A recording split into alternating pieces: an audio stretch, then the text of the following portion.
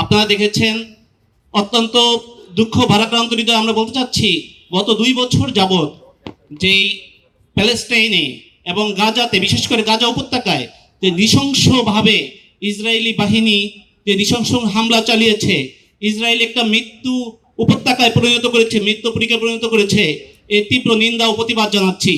আমরা আজকে ইউটিএল এর উদ্যোগে আজকে এখানে সমবেত হয়েছি।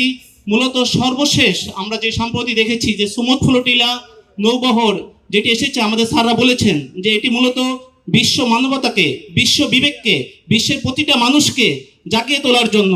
এবং আপনারা দেখেছেন আমাদের বাংলাদেশের 2 জন সংবাদকর্মী, অধিকার কর্মী এখানে যোগ দিয়েছেন। শহীদুল আলম উনি বলেছেন যে আমাদের উদ্দেশ্য মূলত ওখানে ত্রাণ বিতরণ নয়, আমাদের উদ্দেশ্য হচ্ছে আমাদের এই বিশ্ব বিবেককে নাড়া দেওয়ার জন্য, এবং আমরা যে দীর্ঘদিন যাবৎ এই যে অবরোধ রয়েছে সেই অবরোধ ভেঙে ফেলতে পারি, যে সেই অবরোধ ভেঙে গাজা আমরা প্রবেশ করতে পারি, সেই বিষয়টাকে তুলে ধরাই এবং বিশ্বকে দেখিয়ে দেওয়ার জন্যই মূলত আমাদের এই যাত্রা। এবং সেই অগ্রযাত্রা অব্যাহত থাকবে। ইসরায়েল যতই বিরোধিতা করুক না কেন, ইসরায়েল যতই হামলা করুক না কেন, আমাদের এই অভিযাত্রা থামিয়ে রাখা যাবে না। এবং তারই ফলশ্রুতিতে আপনি দেখেছেন আরো 11টি জাহাজ বিভিন্ন দেশ থেকে সেই নৌবহরে যুক্ত হয়েছে।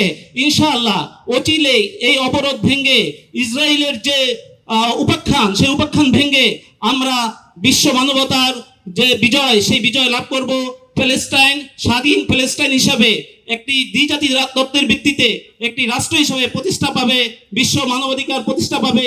ইসরায়েলের মা বোন ভাই বোনেরা আমাদের ক্ষুধার্ত থেকে, দরিদ্র থেকে মুক্তি পাবে, সেই প্রত্যাশা ব্যক্ত করে সবাইকে ধন্যবাদ জানিয়ে ধন্যবাদ জানিয়ে আমি আমার বক্তব্য শেষ করছি। ধন্যবাদ। আসসালামু আলাইকুম রহমতুল্লাহ।